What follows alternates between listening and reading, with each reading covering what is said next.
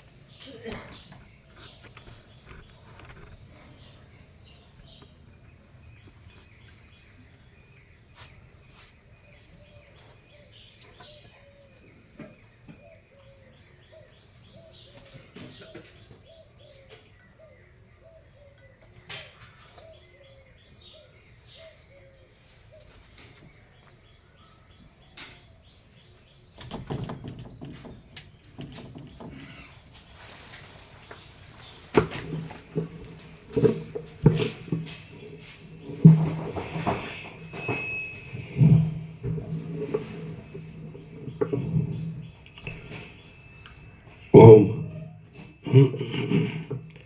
ઓમ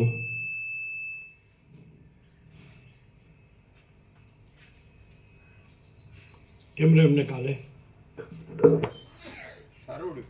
એમ શું કે બસ એમ કદી જોયા નથી આવા જોયા નથી આ દિન સુધી અને ના કીધું કે બધા જય પ્રભુ લખેલું છે ત્યાં. હા બાકી તો સ્વર્ગ જેવું શું કે હા સ્વર્ગ જેવું છે આ જગ્યા સ્વર્ગ જેવી છે.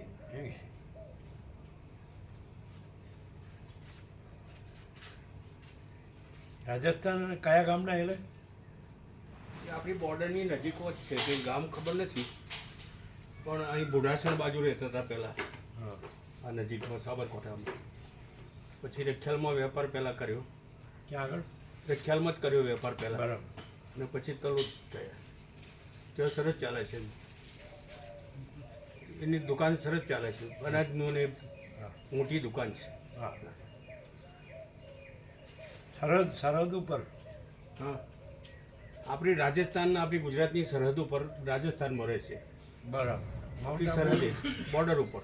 માઉન્ટ આબુ બોર્ડર ઉપર જ છે. હા હા એ આ બાજુ બનાસકાંઠા બાજુ ચોક રહે છે એ બાજુ બરાબર. એના ઉત્તરમાં.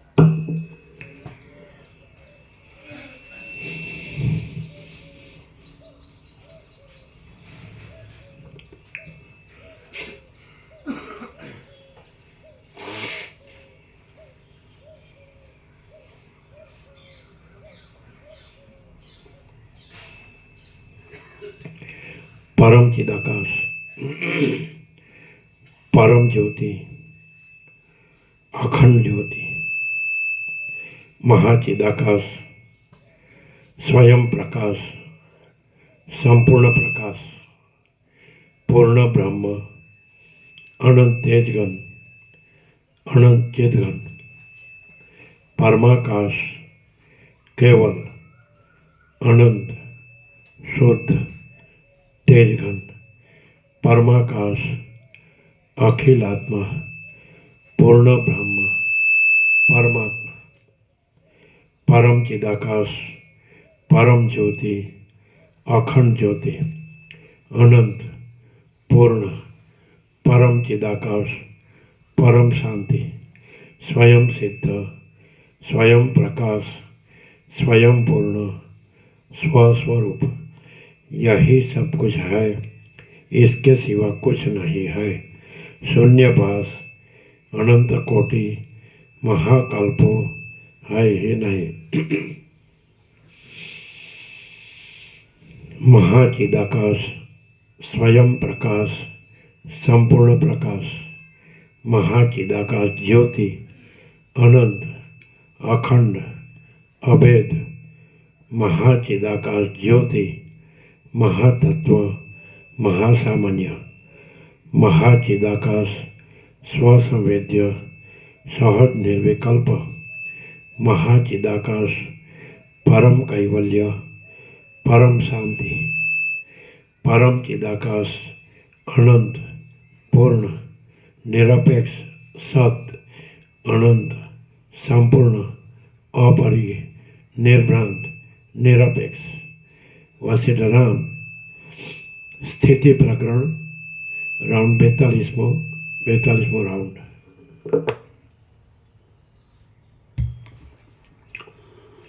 આદ્ય પરબ્રહ્મ સદગુરુ દેવ કી જય.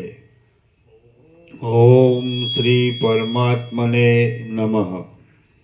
સદગ્રંથોમાં શિરોમણી શ્રી યોગ વાસિષ્ઠ મહારામાયણ સ્થિતિ પ્રકરણ સર્ગ પહેલો પેજ નંબર 403 સર્ગ પહેલો. આ સ્થિતિ પ્રકરણના પહેલા સર્ગમાં જગતરૂપી ચિત્રનું પ્રસિદ્ધ ચિત્રથી વૈધર્મ્ય અવળાપણું વર્ણવેલું છે તથા સાંખ્ય વગેરેના મતનું ખંડન કરી બ્રહ્મ માત્રની સિદ્ધિ કરેલી છે. જગતરૂપી ચિત્રનું વૈધર્મ્ય તથા સાંખ્યાદિ મતનું ખંડન. વશિષ્ઠ બોલ્યા, હે રામચંદ્રજી, આ પ્રમાણે મેં તમને ઉત્પત્તિ પ્રકરણ કહ્યું. હવે હું તમને મોક્ષ પદવીને પમાડનાર સ્થિતિ પ્રકરણ કહું છું, તે તમે સાંભળો. મારા કહેવા પ્રમાણે રહેલું આ દ્રશ્ય જગત અહંતાયુક્ત આકાર વિનાનો ભ્રાંતિ માત્ર તથા અસત છે. મારા કહેવા પ્રમાણે રહેલું આ દ્રશ્ય જગત અહંતાયુક્ત આકાર વિનાનો ભ્રાંતિ માત્ર તથા અસત છે. વળી તે કરતા વિનાનું રંગવાના પદાર્થથી રહિત આકાશમાં ઉત્પન્ન થયેલા ચિત્રના જેવું દ્રષ્ટા વિનાનું અનુભવરૂપ નિદ્રા વિનાનું અને સ્વપ્ન જેવું છે. તે ભવિષ્યમાં થનાર નગરના નિર્માણ જેવું છે. ચિત્તમાં રહીને ઉદય પામેલું છે અને વાનરે ટાઢ મટાડવા માટે કલ્પેલા મિથ્યા અગ્નિની પેઠે અર્થ સાધનારું છે. વાંદરાઓ ઠંડી ઋતુમાં ચણોઠી અથવા ગેરું આદિ રાતા પદાર્થનો ઢગલો કરી તાપે છે, તેથી તેમના શીતની નિવૃત્તિ થાય છે.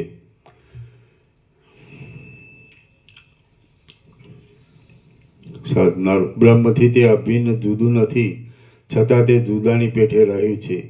તે જળમાં પડનારી ઘૂમરીના જેવું છે અને સત્ય છતાં આકાશમાં સૂર્યના પ્રકાશની પેઠે શૂન્ય છે. તે રત્નની કાંતિના સમૂહની જેમ આકાશમાં દેખાય છે.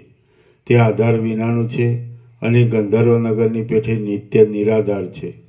મૃગતૃષ્ણાના જળની પેઠે તે અસત્ય છતાં સત્યના જેવું પ્રતીત થાય છે. કલ્પિત નગરની પેઠે તે દ્રઢ અનુભવમાં આવે છે, છતાં અસત્ય છે. તે કવિએ કલ્પેલી કથામાંના નગરની તથા પર્વતની પ્રતિમાના સ્વરૂપ જેવું છે. તેની કોઈ સ્થળે સ્થિતિ નહીં હોવાથી તે અસ્થિત છે. તે નિસાર છે છતાં અતિ દ્રઢ છે. તે સ્વપ્નમાં દેખાતા પર્વત જેવું છે. તે ભૂતાકાશની પેઠે આકારવાળું છે, શૂન્ય માત્ર છે. શરદ ઋતુના વાદળાની પેઠે અસ્થિર છે, અક્ષય છે અને અવિચ્છિન્ન છે. આકાશની શ્યામતાની પેઠે તે ભાસમાન છે, વસ્તુ વિનાનું છે. સ્વપ્નની સ્ત્રીના સમાગમની જેમ ભોગ વગેરે ક્રીડા કરનારું છે અને અનર્થરૂપ છે. તે વિચિત્ર વાડીની પેઠે પ્રફુલ્લ છે, નીરસ છતાં સરસ આકૃતિવાળું છે અને પ્રકાશમાન છતાં ચિત્રમાંના સૂર્ય તથા અગ્નિની પેઠે નિસ્તેજ છે. અનુભવ કરેલા મનોરાજ્યની પેઠે તે સ્વરૂપ તથા ફળથી મિથ્યા છે અને ચિત્રમાં રહેલા કમળની પેઠે તે સાર તથા સુગંધ વિનાનું છે. તે શૂન્યમાં પ્રકાશ પામેલું અનેક પ્રકારના વર્ણથી આકારવાળું મૂર્તિમાન આકાર વિનાનું ચારે બાજુથી શૂન્ય અને ઇન્દ્રધનુષ્યની જેમ ઉત્પન્ન થયેલું છે. તે પરમાત્માનો સ્વલ્પ વિચાર કરીએ તો પણ જગત સ્તંભ જેવું અસાર છે, જડ છે, મિથ્યા પંચ મહાભૂતો વડે રચેલું છે એમ જણાય છે. તે પરમાત્માનો સ્વલ્પ વિચાર કરીએ તો પણ આ જગત સ્તંભ જેવું અસાર છે, જડ છે, મિથ્યા પંચમહાભૂતો વડે રચેલું છે એમ જણાય છે. તે નેત્રદોષથી દેખાતા અહંકાર જેવું મિથ્યા તથા ચક્રની પેઠે રહે છે અને અત્યંત રૂપરહિત છતાં પ્રત્યક્ષ દેખાય છે. તે પાણીના પરપોટાના આકાર જેવું છે. શૂન્ય છતાં અંદરથી સ્ફુરાયમાન શરીરવાળું છે. રસાત્મક છતાં પરિણામે કડવું છે અને નિરંતર ક્ષય તથા ઉદયવાળું છે. ઝાકળની પેઠે તે વિસ્તાર પામેલું છે અને પકડવા જતાં તે હાથમાં આવતું નથી. તે જળરૂપ અવિદ્યાના સ્થાનકરૂપ છે, શૂન્ય છે અને પરમાણુ જેવું છે. એ પ્રમાણે ભિન્ન ભિન્ન મતવાદીઓનો મત છે. વળી હું 5 મહાભૂતમય છું એ પ્રમાણે તે ગ્રહણ કરાય તેવું છે, શૂન્ય છે અને 5 મહાભૂત વિનાનું છે. જેવી રીતે રાક્ષસનું ગ્રહણ થાય છે તો પણ તે અસતરૂપ છે, તેવી રીતે આ જગત પ્રત્યક્ષ ગ્રહણ થાય તેવું છે તો પણ અસત છે. રામ બોલ્યા, હે ભગવાન, બીજમાં અંકુર રહે તેવી રીતે પ્રલયકાળના સમયમાં આ જગત પરમાત્મામાં રહે છે તથા તેમાંથી જ પાછું ઉદય પામે છે. તો એવી રીતે માનનાર જે માણસો છે તે જ્ઞાની છે કે અજ્ઞાની છે, તે મારો સંશય મટાડવા માટે તમે મને કહો. વશિષ્ઠ બોલ્યા, બીજમાં અંકુર રહે તેવી રીતે આ દ્રશ્ય જગત પ્રલયકાળમાં પરમાત્મામાં રહે છે એમ જે માનનાર છે તેનું માત્ર અજ્ઞાનપણું તથા બાળક બુદ્ધિપણું છે તે સાંભળો. આ જગતનો કોની સાથે સંબંધ નથી, આ જગતનો કોની સાથે સંબંધ નથી એમ માનવાથી પણ કોઈ સ્થળે વાસ્તવ સંબંધ જણાય છે તથા કોઈ સ્થળે વાસ્તવ સંબંધ જણાતો નથી. એટલા માટે બીજમાં અંકુરની પેઠે પરમાત્મામાં જગત રહેલું છે એવો બોધ વિપરીત છે અને વક્તા તથા શ્રોતાને મોહ કરનારો છે. બીજમાં અંકુર રહે છે તેવી રીતે પરમાત્મામાં જગત રહે છે એવા પ્રકારની જે બુદ્ધિ છે તે પ્રલયકાળમાં જગતની સત્યતા જાણવા માટે છે, પણ તેવી બુદ્ધિ રાખવી એ મૂઢપણું છે. તેનું કારણ કહું છું તે તમે સાંભળો. જવ, દાણા તથા ધાન્ય વગેરે જે બીજ જોવામાં આવે છે તે ચિત્ર તથા ઇન્દ્રિયોથી ગોચર છે, માટે તેમાંથી પત્ર તથા અંકુરની ઉત્પત્તિ થવી ઘટે છે. પણ પરમાત્મા 5 ઇન્દ્રિયો તથા છેલ્લું જવ, દાણા તથા ધાન્ય વગેરે જે બીજ જોવામાં આવે છે તે ચિત્ત તથા ઇન્દ્રિયોથી ગોચર છે, માટે તેમાંથી પત્ર તથા અંકુરની ઉત્પત્તિ થવી ઘટે છે. પણ પરમાત્મા 5 ઇન્દ્રિયો તથા છઠ્ઠા મનથી પણ અતીત છે, અનુરૂપ છે અને સ્વયંભૂ છે. તેને જગતનું બીજપણું કેમ જ ઘટે? આકાશથી પણ સૂક્ષ્મ, પરથી પણ પર અને કોઈ પણ નામથી અપ્રાપ્ય એવા પરમાત્માને બીજપણું કેમ તથા કેવી રીતે ઘટે? પરમાત્માનું સ્વરૂપ વસ્તુતઃ સત્ય છે તો પણ અતિ સૂક્ષ્મ હોવાથી અજ્ઞાનીની દ્રષ્ટિએ અસતરૂપ જણાય છે. તેની વિશે બીજપણું પણ નથી, ત્યાર પછી અંકુરપણું તો કેમ જ ઘટે? ગગનથી પણ સ્વચ્છ અને શૂન્ય એવા પરમપદમાં જગત, મેરુ, સમુદ્ર અને આકાશ વગેરે કેમ જ ઘટે? જે વસ્તુ પોતે કંઈ પણ નથી તેમાં બીજી વસ્તુ કેમ રહે? અને જો તે વસ્તુ હોય તો તેમાં રહેલી વસ્તુ કેમ ન દેખાય? એ પ્રમાણે આત્માનું કાંઈ પણ સ્વરૂપ નથી, માટે તેમાંથી જગત કેમ અને કેવી રીતે ઉત્પન્ન થયું? શૂન્યરૂપ ઘટાકાશમાંથી ઉત્પન્ન થયેલો પર્વત ક્યાં છે અને તે કેવી રીતે અને ક્યારે ઉત્પન્ન થયો છે? વળી તડકામાં જેમ છાયા રહી શકે નહીં તેમ સત્ય સત્તાવાળા પરમાત્મામાં જડ સત્તાવાળું જગત કેમ રહી શકે? સૂર્યમાં અંધકાર કેમ રહે? અગ્નિમાં હિમ કેમ રહે? અણુમાં મેરુ કેમ રહે? નિરાકાર વસ્તુમાં સાકાર વસ્તુ કેમ રહે? છાયા તથા તડકાની એકતા ઘટતી નથી, તેવી રીતે ચૈતન્ય તથા જળરૂપ જગતની એકતા ઘટતી નથી. વડ તથા તેનું બી એ બંને સાકાર હોવાથી તેના બીજમાંથી અંકુર થવા સંભવ છે, પણ નિરાકાર પરમાત્માના સ્વરૂપમાંથી મોટા આકારવાળા જગત ઉત્પન્ન થવા સંભવતા નથી. બીજા દેશમાં અને બીજા મનુષ્યમાં બુદ્ધિ વગેરે સર્વ ઇન્દ્રિયોની શક્તિથી પ્રત્યક્ષ અનુમાન વગેરે બુદ્ધિના જ્ઞાન વડે જે આ દ્રશ્ય જગત જોવામાં આવે છે તે વાસ્તવિક રીતે છે જ નહીં. પરમાત્મા જગતરૂપી કાર્યમાં કારણપણાને પામેલા છે, પરમાત્મા જગતરૂપી કાર્યમાં કારણપણાને પામેલા છે એમ કહેનાર મૂળ બુદ્ધિવાળા છે. જો પરમાત્મામાંથી જ જગત ઉત્પન્ન થયું હોય તો કયા સહકારી કારણ સહિત તે ઉદય પામ્યું તે કહો. માટે દુર્બુદ્ધિવાળાએ કલ્પેલા કાર્યકારણ ભાવને દૂર રાખો અને આદિ અંત તથા મધ્યથી રહિત જે બ્રહ્મ છે તે જ આ જગતરૂપે રહ્યું છે એમ તમે જાણો. શ્રી યોગ વાસિષ્ઠ મહારામાયણમાં સ્થિતિ પ્રકરણનો જન્ય જનીની નિરાકરણ નામનો સર્ગ પહેલો સમાપ્ત. સર્ગ બીજો. આ બીજા સર્ગમાં તર્કથી સ્વરૂપ ભેદ વડે જગત સ્થિતિનું ખંડન કરી પૂર્ણાનંદ સત્ય સ્વરૂપની સ્થિતિનું મંડન કરેલું છે. જગતની સ્થિતિનું ખંડન તથા સત્ય સ્વરૂપની સ્થિતિનું મંડન. વશિષ્ઠ બોલ્યા, હવે હે શ્રેષ્ઠ તત્વજ્ઞ, સમસ્ત કલ્પનાથી અતીત અને નિર્મળ એવા મહાચિદરૂપી પરમાત્મામાં આ જગતની ઉત્પત્તિ વિશે હું તમને કહું છું. જો પરમાત્મામાં જગત વગેરે અંકુર રહેલા હોય તો તે કયા સહકારી કારણો સહિત ઉત્પન્ન થાય છે તે કહો. કારણો એટલે સહકારી કારણ એટલે એક વસ્તુને ઉત્પન્ન કરવામાં કારણરૂપે રહેલા બીજા સાધન.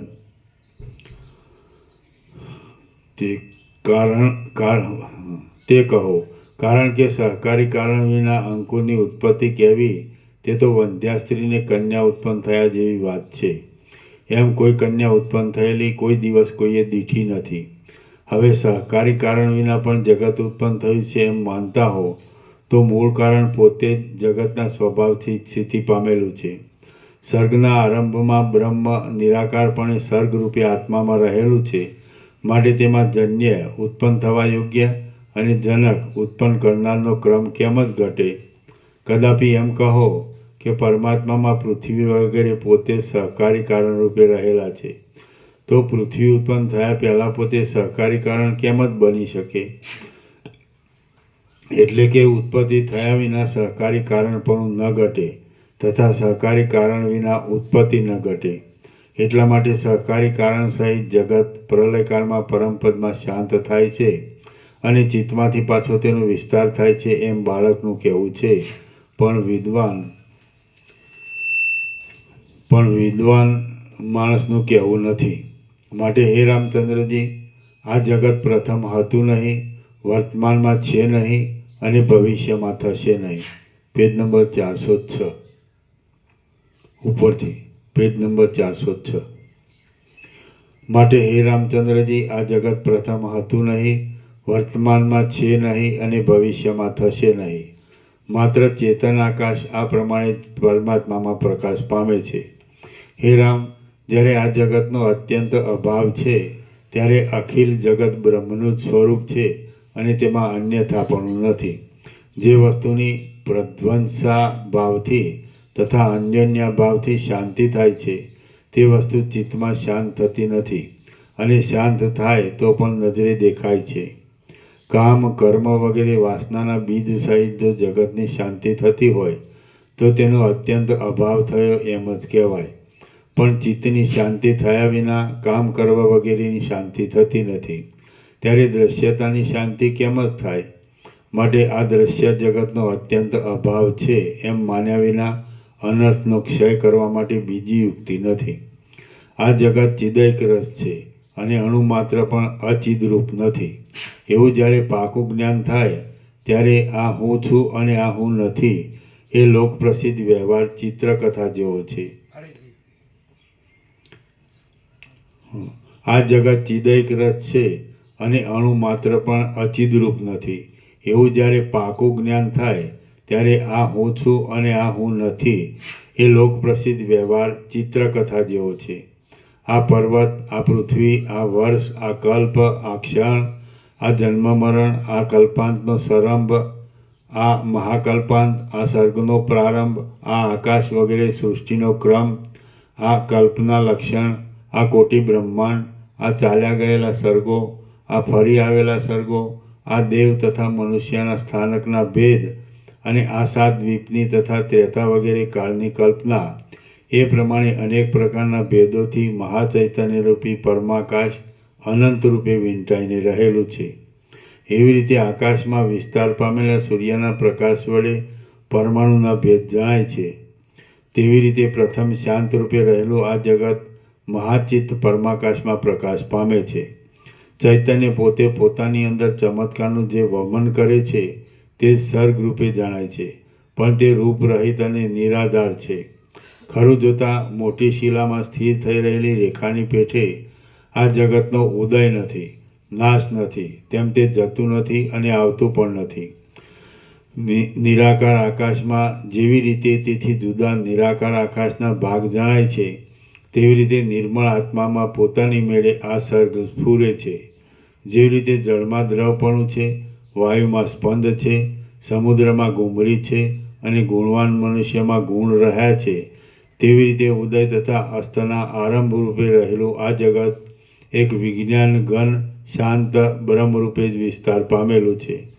સહકારી કારણ વિના શૂન્ય વસ્તુમાંથી પોતાની મેળે આ જગત ઉત્પન્ન થયું છે એમ કહેવું એ માત્ર ઉન્મત્ત માણસના બોલવા જેવું છે. આથી જેનું સર્વ અર્થની કળાનું કલંક શાંત થયું છે, જેના વિકલ્પના સમૂહનો નાશ થયો છે અને જેની દીર્ઘ નિદ્રા વિરામ પામી છે, એવા તમે જાગ્રત થાઓ છો. પછી રાજા જેવી રીતે પોતાની સભાના સ્થાનકને શોભાવે, તેવી રીતે તમે બ્રહ્મબોધ થવાથી અભય પદવી પામીને બ્રહ્મવેત્તાઓની સભાને શોભાવો. શ્રી યોગ વાસિષ્ઠ મહારામાયણમાં સ્થિતિ પ્રકરણનો સ્થિતિ બીજો પન્યાસ નામનો સર્ગ બીજો સમાપ્ત. સર્ગ ત્રીજો. આ ત્રીજા સર્ગમાં બોધ દ્રષ્ટિથી વિવર્તપણાની સ્થાપના કરીને અપવાદ બતાવવામાં આવશે તથા આરોપ.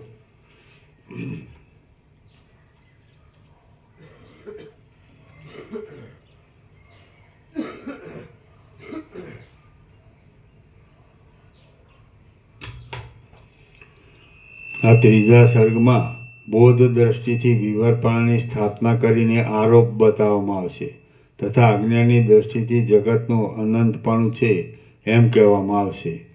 જગતનું અનંતપણું. રામ બોલ્યા, હે બ્રહ્મન, મહાકલ્પના પ્રલય પછી સૃષ્ટિના આરંભમાં પ્રથમ આ પ્રજાપતિ સ્મૃતિ રૂપે ઉત્પન્ન થાય છે અને તેનાથી આ જગત ઉત્પન્ન થાય છે એમ હું માનું છું. વશિષ્ઠ બોલ્યા, હે રામચંદ્રજી, તમે કહો છો તે પ્રમાણે મહાપ્રલયને અંતે સૃષ્ટિના આરંભમાં સ્મૃતિ રૂપે જ પ્રથમ પ્રજાપતિ ઉત્પન્ન થાય છે. બ્રહ્મના સંકલ્પરૂપ આ જગત સ્મૃતિરૂપ છે. પ્રજાપતિનું પ્રથમ સંકલ્પિત જે નગર છે તે જ જગત રૂપે જણાય છે. આકાશમાં જેવી રીતે મોટા વૃક્ષનો સંભવ નથી, તેવી રીતે સૃષ્ટિના આરંભમાં જન્મ ન હોવાથી પરમાત્માની સ્મૃતિનો સંભવ નથી.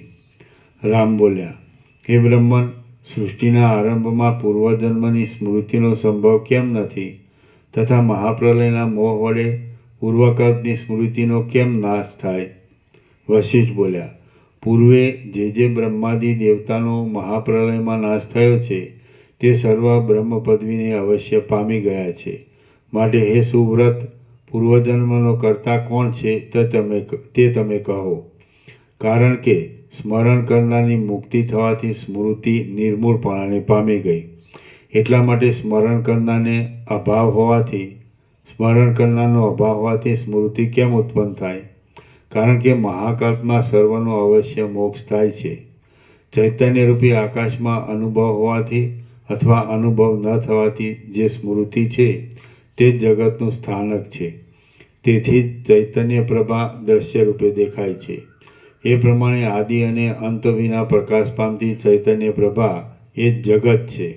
અનાદિકાળથી સિદ્ધ જે બ્રહ્મનું પોતાનું ભાન છે તે જ આતિવાહિક દેહ છે અને બ્રહ્મ પોતે જ સ્થૂળ સૂક્ષ્મ ભાવનાના આરોપના ક્રમ વડે જગત રૂપે જણાય છે. વન, વાદળા, આકાશ, દેશ, કાળ, ક્રિયા અને દિવસ તથા રાત્રિના ક્રમથી યુક્ત આ જગત પરમાણુમાં જણાય છે. એ પરમાણુની અંદર પણ બીજો પરમાણુ વિસ્તાર પામીને રહેલ છે અને તેની અંદર પ્રકાશ પામતા પર્વતોના સમૂહો શોભે છે. તેની અંદર પણ તેવી જ રીતનું તથા દ્રશ્ય જગતથી શોભતો બીજો પરમાણુ દેખાય છે, પણ એ વાસ્તવિક રીતે મિથ્યા છે. હે નિષ્પાપ, એ પ્રમાણે જેવી રીતે તત્વજ્ઞાનીને સન્માત્ર દ્રષ્ટિનો અંત નથી, તેવી રીતે અજ્ઞાની માણસને અસત દ્રષ્ટિનો અંત નથી. જ્ઞાનીની દ્રષ્ટિએ આ દ્રશ્ય જગત કેવળ શાંત તથા અવ્યય બ્રહ્મરૂપ જ છે અને અજ્ઞાનીની દ્રષ્ટિએ પ્રકાશિત ભુવનથી યુક્ત છે. જેવી રીતે એક અણુમાં બીજા હજારો અણુ દેખાય છે, તેવી રીતે બ્રહ્માંડ વડે વિકાસ પામેલું આ જગત છે. જેવી રીતે એક થાંભલામાં પૂતળી હોય અને તેના અંગમાં બીજી પૂતળીની કોઈ કલ્પના કરે અને તેના અંગમાં વળી કોઈ ત્રીજી પૂતળીની કલ્પના કરે, તેવી રીતે આ ત્રૈલોક્યરૂપી પૂતળી રહે છે. જેમ પર્વતમાં રહેલા પરમાણુ તેનાથી ભિન્ન નથી અને ગણી શકાય એવા પણ નથી, તેમ મહામેરુ બ્રહ્મમાં રહેલા ત્રૈલોક્યરૂપી પરમાણુઓ તેનાથી ભિન્ન નથી અને ગણી શકાય તેવા પણ નથી. જો સૂર્યના કિરણમાં રહેલા લઘુ અણુની સંખ્યાની ગણતરી થાય તો તે ત્રૈલોક્યરૂપી પરમાણુની સંખ્યાની ગણતરી થાય. ચૈતન્યરૂપી સૂર્યમાં ત્રૈલોક્યરૂપી પરમાણુ ઉત્પન્ન થાય છે. સૂર્યની કાંતિની જળમાં તથા રજમાં જેવી રીતે પરમાણુ ભમે છે, તેવી રીતે ચૈતન્યરૂપી આકાશમાં ત્રૈલોક્યરૂપી પરમાણુ ભમે છે. જેવી રીતે શૂન્ય અનુભવરૂપ ભૂતાકાશ રહેલું છે, તેવી રીતે સર્ગના અનુભવરૂપ ચિદાકાશ રહેલું છે અને સર્ગને સર્ગરૂપે જાણવાથી અધમ ગતિ થાય છે અને એને બ્રહ્મરૂપે જાણવાથી કલ્યાણ થાય છે. જે વિજ્ઞાનાત્મા છે અને જે વિશ્વના કારણનું શાસન કરનાર છે, તે બંને પરમાર્થ દ્રષ્ટિથી વિચાર કરવા સંપૂર્ણ ચિદાકાશરૂપ બ્રહ્મનું સ્વરૂપ છે. જે જેમાંથી ઉત્પન્ન થયું છે તે રૂપ જ છે એમ સમજવું. વળી જ્ઞાન થયા પછી સર્વ જાણવાની વસ્તુ શુદ્ધ ચૈતન્ય માત્ર જ છે. શ્રી યોગવાસિષ્ઠ મહારામાયણમાં સ્થિતિ પ્રકરણનો જગદાનંત્ય વર્ણન નામનો સર્ગ ત્રીજો સમાપ્ત.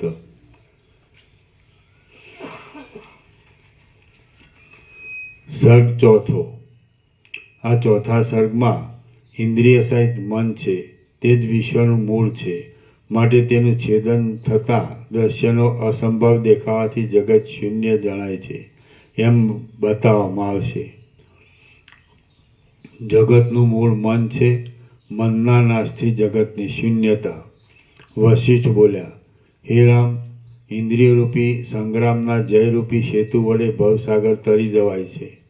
હે રામ, ઇન્દ્રિયોરૂપી સંગ્રામના જયરૂપી સેતુ વડે ભવસાગર તરી જવાય છે, પણ બીજા કોઈ કર્મથી ભવસાગર તરાતો નથી. શાસ્ત્ર તથા સજ્જનનો સમાગમ, જ્ઞાનાભ્યાસ અને વિવેકથી જેણે ઇન્દ્રિયો જીતી છે, તે માણસ આ દ્રશ્ય જગતનો અત્યંત અભાવ છે એમ જાણી શકે છે. આ પ્રમાણે હે રામ, સંસાર સાગરની પંક્તિ જે પ્રમાણે જાય છે તથા આવે છે તેનું સર્વ સ્વરૂપ મેં તમને કહી સંભળાવ્યું. હું તમને વધારે શું કહું?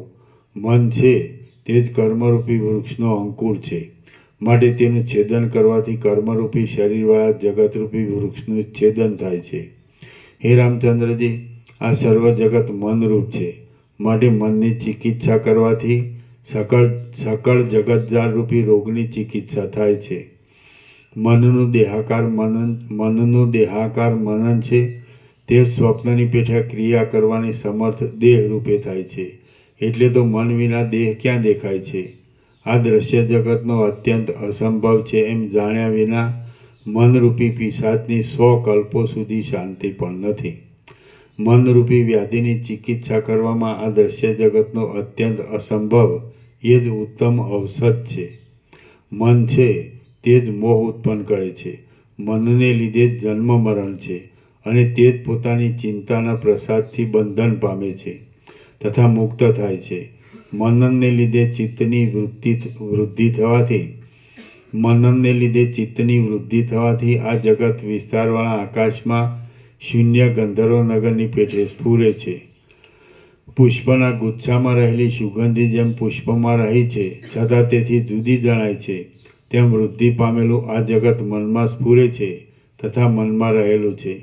તલમાં જેવી રીતે તેલ છે, ગુણવાનમાં જેવી રીતે ગુણ છે અને ધર્મીમાં જેવી રીતે ધર્મ રહેલો છે, તેવી રીતે ચિત્તમાં આ જગત રહેલું છે. સૂર્યમાં જેવી રીતે કિરણનો સમૂહ છે, તેજમાં જેવી રીતે પ્રકાશ છે અને અગ્નિમાં જેવી રીતે ઉષ્ણતા છે તેવી રીતે મનમાં આ જગત રહેલું છે. હિમમાં જેવી રીતે શીતળતા છે, આકાશમાં જેવી રીતે શૂન્યપણું છે અને વાયુમાં જેવી રીતે ચંચળતા છે, તેવી રીતે મનમાં આ જગત રહેલું છે. મન છે તે જ અખિલ જગત છે અને જગત છે તે જ મન છે. એ પ્રમાણે પરસ્પર એકબીજા વિના એકબીજાની સ્થિતિ નથી, પણ એ બેમાંથી મનનો નિરંતર માટે જ્યારે ક્ષય થાય છે ત્યારે જગતનો ક્ષય થાય છે, પણ જગતનો ક્ષય થાય છે ત્યારે મનનો ક્ષય થતો નથી.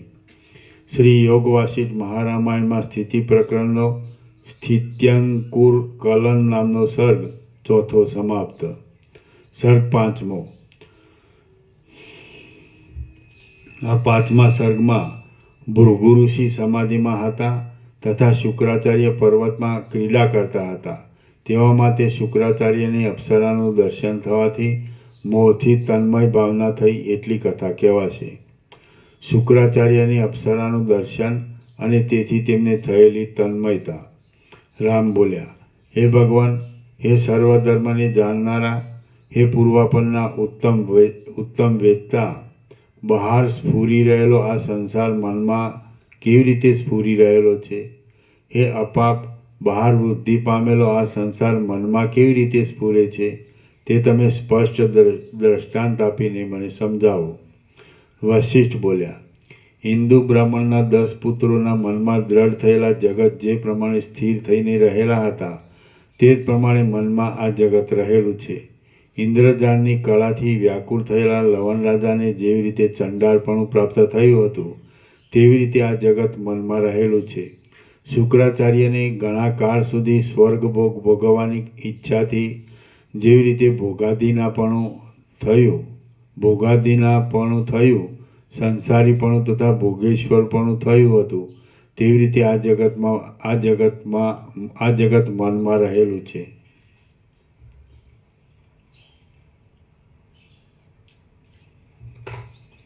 રામ બોલ્યા, હે ભગવાન, ભૃગુના પુત્ર શુક્રાચાર્યને સ્વર્ગના ભોગ ભોગવવાની ઈચ્છાથી ભોગાધીનાપણું થયું તથા સંસારીપણું કેમ થયું હતું? વશિષ્ઠ બોલ્યા, હે રામચંદ્રજી, પૂર્વે તમાલના વૃક્ષથી ઘેરાયેલા મંદર પર્વતના શિખર ઉપર ભૃગુ તથા કાળનો જે સંવાદ થયો હતો તે તમે સાંભળો. પૂર્વે મંદરગીરીના કોઈ એક ફૂલોથી ઢંકાયેલા શિખર ઉપર ભગવાન ભૃગુ ઋષિએ ઘોર તપ કરવાનો પ્રારંભ કર્યો હતો. ત્યારે તેમની પાસે તેમના મહાબુદ્ધિમાન એવા શુક્ર નામના બાળપુત્ર રહ્યા હતા. તે શુક્ર તેજસ્વી, પૂર્ણિમાના ચંદ્ર જેવી કાંતિવાળા અને સૂર્યના જેવા પ્રકાશમાન હતા. ત્યારે ભૃગુ ઋષિ તે ઉત્તમ વનમાં સર્વકાળ વનના પાષાણમાંથી કોતરેલી જાણે પ્રતિમા હોય તેવી રીતે નિશ્ચળપણે સમાધિમાં જ રહેતા હતા. ત્યાં બાળક શુક્રાચાર્ય ફૂલોની સેજોમાં, સોના ચાંદીની વેદિકાઓમાં અને મંદાર વૃક્ષના ઉત્તમ હિંડોળામાં રમણલીલાથી ક્રીડા કરતા હતા.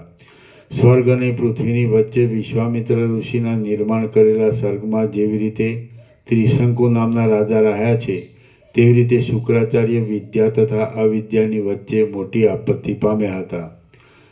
ત્રિશંકુ સૂર્યવંશમાં સત્યવ્રત નામનો રાજા હતો. તેને 3 મહાપાપ કર્યા હતા, તેથી તેનું ત્રિશંકુ નામ પડ્યું હતું. વિશ્વામિત્ર તેના ગુરુ હતા. તેમણે પોતાના તેજથી ત્રિશંકુને સ્વર્ગમાં મોકલ્યો. ત્યારે તે પાપી હોવાથી તેને દેવતાઓએ સ્વર્ગમાંથી પૃથ્વીમાં પાછો નાખ્યો. એટલે વિશ્વામિત્રે તેને સ્વર્ગ તથા પૃથ્વી વચ્ચે સ્થિર કરી દીધો. એ કથા પુરાણમાં પ્રસિદ્ધ છે. એક દિવસ પોતાના પિતા ભૃગુ ઋષિ નિર્વિકલ્પ સમાધિમાં હતા. તે સમયે જેવી રીતે શત્રુને જીત્યા પછી રાજા અવ્યગ્રપણે રહે તેવી રીતે શુક્રાચાર્ય અવ્યગ્રપણે રહ્યા હતા.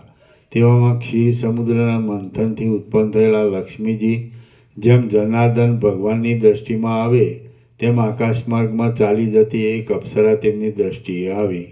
તે અપ્સરાએ મંદાર વૃક્ષની માળા પહેરી હતી અને મંદ વાતા પવન વડે તેના કેશ ઝૂલતા હતા.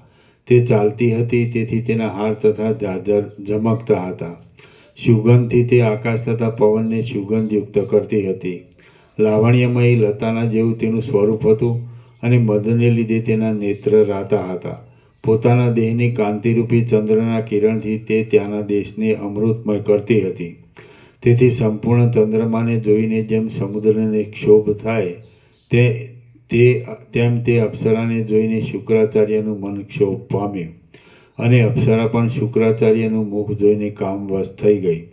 આમ અપ્સરાને જોઈને મોહ પામી ગયેલા શુક્રાચાર્યે કામદેવને વિશે પરાભવ પામેલા પોતાના મનને બોધ આપ્યો. તો પણ તે અપ્સરામાં જ તેમનું ચિત્ત એકાગ્ર હોવાથી તે શુક્રાચાર્ય અપ્સરામય થયા. શ્રી યોગવાસિષ્ઠ મહારામાયણમાં સ્થિતિ પ્રકરણનો ભાર્ગવ સ્ખલન નામનો સર્ગ 5મો સમાપ્ત.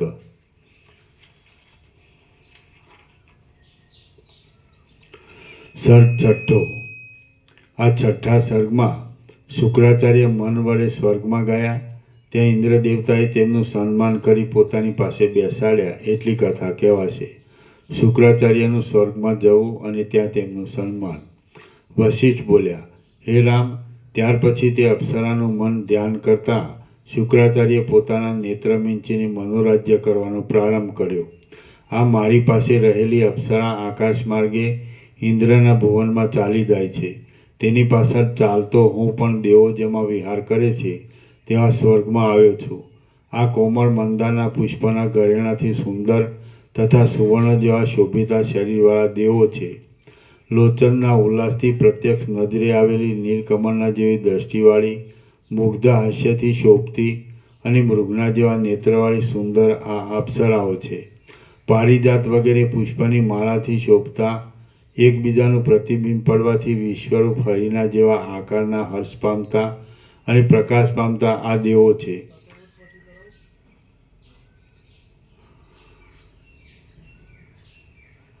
હાથીના ગંડસ્થળમાંથી ઝરતા મધમાં આસક્ત થયેલા આ ભમરાઓ દેવતાનું અવ્યક્ત મધુર સ્વરથી થતું ગાયન સાંભળીને મધમાંથી વિરક્ત થયા છે અને ગીતો સાંભળી રહ્યા છે. આ ગંગા નદી છે. તેની વિશે સુવર્ણમય કમળની પાસે બ્રહ્માના હંસ થતાં સારસ ફર્યા કરે છે અને તેના કાંઠા ઉપરની વાડીમાં દેવોએ વિશ્રાંતિ લીધી છે. અહીં યમ, ચંદ્ર, ઇન્દ્ર, સૂર્ય, અગ્નિ, વરુણ અને વાયુ દેવતા પોતાના શરીરની કાંતિથી પ્રકાશિત કિરણોને વિસ્તારી રહ્યા છે. આ ઐરાવત હાથી છે. તે યુદ્ધમાં શસ્ત્ર પ્રહારને ખંજવાળ જેવો માને છે અને તેણે દાંત વડે ઘણા દૈત્યોને માર્યા છે. પુણ્યને લીધે પૃથ્વીમાંથી આકાશમાં તારા રૂપે રહેલા આ પુણ્યવાન પુરુષો આ દેવ રૂપે થઈ રહ્યા છે. તેઓ મનોહર સુવર્ણ જેવા દેહવાળા છે અને આ વિમાનમાં બેસનારા છે. આ ગંગા નદીના જળ તરંગો છે. મેરુ પર્વતના પથ્થરમાં પછડાવાથી તેમના બિંદુ દેવોને સ્પર્શ કરે છે અને તેઓ મંદાર પુષ્પથી ભરેલા છે. પથરાઈ ગયેલા મંદાર પુષ્પની મંજરીના સમૂહથી પીંગળા વર્ણનો તથા હિંડોળાથી ચપળ અપ્સરાની પંક્તિવાળો આ ઇન્દ્રના ઉપવનનો માર્ગ છે. આ કુંદ તથા મંદારના મકરંદના સુગંધવાળો અને ચંદ્રકિરણની પેટે સુખરૂપ સ્પર્શવાળો પારિજાતનો પવન છે. આ સુંદર નંદનવન છે અને તેમાં પુષ્પના કેસરા તથા મકરંદના કણથી મહેકતા વસ્ત્ર વડે ક્રીડા કરવાને ઉત્સાહવાળી એવી લતાઓ તથા અંગનાઓના સમૂહો રહ્યા છે. દેવોની સ્ત્રીઓ અપ્સરા દેવોની સ્ત્રીઓને મનોહર ગીતના શબ્દથી આનંદ આપી નચાવનારા આ વીણાના મનોહર સ્વરવાળા નારદ અને તુંબુરુ નામના ગંધર્વ છે. આ પુણ્ય કરનાર માણસો ઘણા ઘરેણાથી શણગારેલા છે અને આકાશમાં ઉડનાર વિમાનમાં બેસી જઈ રહ્યા છે. જેમ વનલતા વનનું સેવન કરે તેમ મદ તથા કામદેવથી મદોન્મત્ત અંગવાળી આ અપ્સરાઓ ઇન્દ્રનું સેવન કરે છે. ઇન્દ્રનીલમણીના જેવા પુષ્પવાળા, ચિંતામણીરૂપ કળીના ગુચ્છવાળા તથા પાકી ગયેલા ફળથી ઊંચા દાંતની પેટે શોભતા અહીં આ કલ્પવૃક્ષ રહ્યા છે. ત્રૈલોક્યને સર્જનાર બીજા બ્રહ્મદેવ હોય તેમાં ઇન્દ્ર દેવતા આસન ઉપર બેઠા છે અને હું તમને અભિનંદન કરું છું. આ પ્રમાણે શુક્રાચાર્યએ પોતાના મનથી વિચાર કર્યો અને આકાશમાં બીજા શુક્રાચાર્ય હોય તેમ તેમણે ઇન્દ્રને અભિનંદન કર્યું. પછી ઇન્દ્રદેવે આદરથી ઊભા થઈને શુક્રાચાર્યની પૂજા કરી અને હાથ પકડીને પોતાની પાસે તેડી લાવ્યા અને આસન ઉપર બેસાડ્યા. તેમણે કહ્યું કે હે શુક્રાચાર્ય, તમારા આગમનથી આ સ્વર્ગલોકને ધન્ય છે, માટે હે નાથ, અહીં તમે ઘણા કાળ સુધી નિવાસ કરો. ત્યાર પછી ઇન્દ્રની પાસે આસન ઉપર બેઠેલા તથા શોભિતા મુખવાળા તે શુક્રાચાર્ય ત્યાં નિર્મળ પૂર્ણચંદ્રની શોભાનું પણ હરણ કરતા હોય એમ શોભવા લાગ્યા. એ પ્રમાણે સઘળા દેવતાઓના સમૂહે અભિવંદન કરેલા તથા ઇન્દ્રની પાસે બેઠેલા ભૃગુપુત્ર શુક્રાચાર્ય ઘણો સંતોષ પામ્યા અને ઇન્દ્ર દેવતાને અત્યંત પ્રીતિપાત્ર થઈ પડ્યા. શ્રી યોગવાસિષ્ઠ મહારામાયણમાં સ્થિતિ પ્રકરણનો શુક્રાચાર્યનું સ્વર્ગગમન અને સન્માન નામનો સર્ગ 6 સમાપ્ત. સર્ગ 7. આ 7મા સર્ગમાં પ્રથમ જોયેલી અપ્સરાને શુક્રાચાર્ય સ્વર્ગમાં દીઠી. તેથી તે બંનેનો પરસ્પર અનુરાગ થવાથી સમાગમ થયો, એટલી કથા કહેવામાં આવશે. શુક્રાચાર્ય અને અપ્સરાનો અનુરાગ.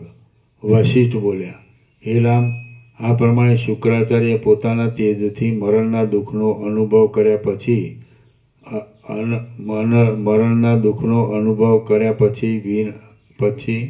પછી ના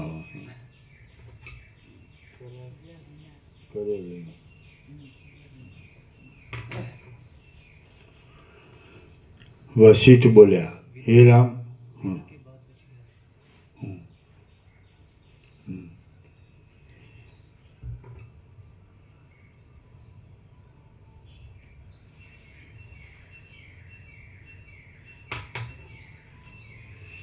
વશિષ્ઠ બોલ્યા, હે રામ, આ પ્રમાણે શુક્રાચાર્ય પોતાના તેજથી મરણના દુઃખનો અનુભવ કર્યા વિના પછી સ્વર્ગલોકમાં આવ્યા અને તેમને પોતાના પૂર્વના ભાવનું વિસ્મરણ થઈ ગયું.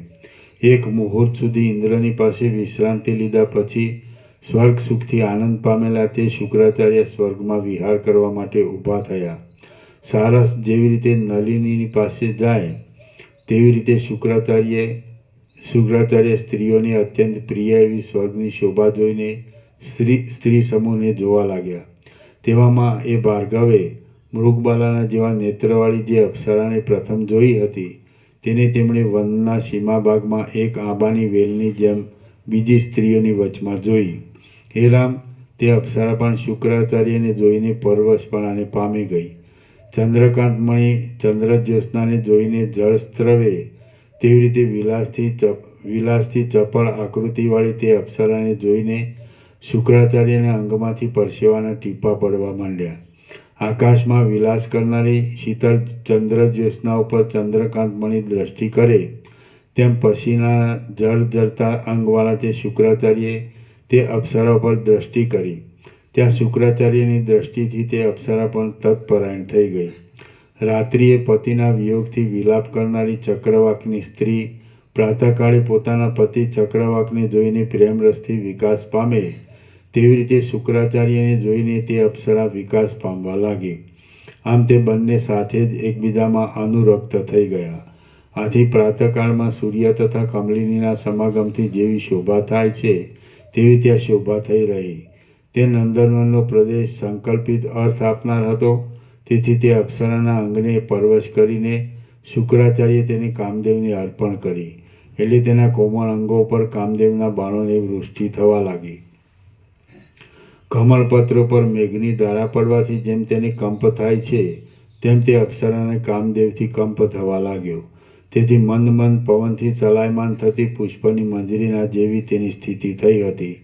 હાથી જેવી રીતે કમલિનીને ક્ષોભ કરે તેવી રીતે નીલકમળના જેવા નેત્રવાળી તથા હંસ અને સારસના જેવી ગતિવાળી તે અપ્સરાને કામદેવ ક્ષોભ પમાડવા લાગ્યો.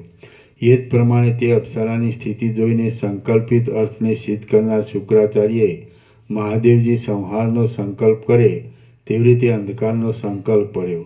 તેથી જેમ ભૂલોકના લોકાલોક પર્વતનો તટ અંધકારથી વ્યાપ્ત થાય તેવી રીતે તે નંદનવનનો પ્રદેશ અંધકારથી વ્યાપ્ત થઈ ગયો. એ પ્રમાણે તે સ્ત્રી પુરુષના મંડળમાં લજ્જારૂપી અંધકારનો નાશ કરનાર અંધકારરૂપી સૂર્યનો ઉદય થયો. અને જેમ સાયંકાળે પક્ષીઓ પોતપોતાના સ્થાનકે ચાલ્યા જાય તેમ તે સ્થાનકેથી તે અપ્સરાની સખીઓ તથા બીજા મનુષ્યો પોતાની ઈચ્છિત દિશામાં ચાલ્યા ગયા. એટલે મયુરની સ્ત્રી જેમ મેઘ પાસે આવે તેમ દીર્ઘ તથા ચપળ કટાક્ષવાળી અને વૃદ્ધિ પામેલા મદનની વ્યથાવાળી તે અપ્સરા ભૃગુપુત્ર શુક્રાચાર્યની પાસે આવી. ત્યાર પછી માધવ ભગવાન ક્ષીર સમુદ્રમાં પ્રવેશ કરે તેવી રીતે સ્ફટિકમણીના ગૃહમાં કલ્પેલી શૈયા ઉપર શુક્રાચાર્ય પ્રવેશ કર્યો. એટલે તે અપ્સરાએ પણ વિનયથી પોતાનું મુખ નમાવી તેમના હાથનું અવલંબન કરી ત્યાં આગમન કર્યું. આથી તે ઇન્દ્રના હાથીના હૃદયમાં ઉપર રહેલી કમલિનીના જેવી શોભવા લાગી. ત્યાર પછી મધુરસ અને સ્નેહયુક્ત વાણી વડે તેણી મનોહર, આનંદયુક્ત તથા વિલાસવાળા અક્ષરથી શુક્રાચાર્યને આ પ્રમાણે કહ્યું: હે નાથ, જુઓ તો ખરા, નિર્મળ ચંદ્રના જેવા મારા મુખ ઉપર બાણ નાખનાર આ આનંગ મને અબળાને બાંધે છે. હું અબળા છું, દીન છું તથા તમારે શરણે આવે છું, માટે તમે મારું પાલન કરો. એ સાધુ, કૃપણની આશ્વાસના કરવી એ સત્પુરુષનું વ્રત છે. એ મહાબુદ્ધિમાન, સ્નેહ દ્રષ્ટિને ન જાણનારા મૂર્ખાઓ પ્રીતિથી આવેલા માણસની અવજ્ઞા કરે છે, પણ રસજ્ઞ માણસ તેમ કરતા નથી. હે પ્રિય, અન્યોન્યની આસક્તિથી નિઃશંકપણે પોતાની મેળે ઉત્પન્ન થયેલો પ્રેમ જીવનરૂપ અમૃત સ્ત્રવનાર ચંદ્રથી પણ અધિક પ્રીતિ ઉપજાવે છે. પરસ્પરની આસક્તિથી ઉત્પન્ન થયેલા અને પરસ્પર આનંદ આપનાર સ્નેહથી ચિત્તને જેવું સુખ થાય છે તેવું સુખ ત્રૈલોક્યનું ઐશ્વર્ય મળવાથી પણ થતું નથી.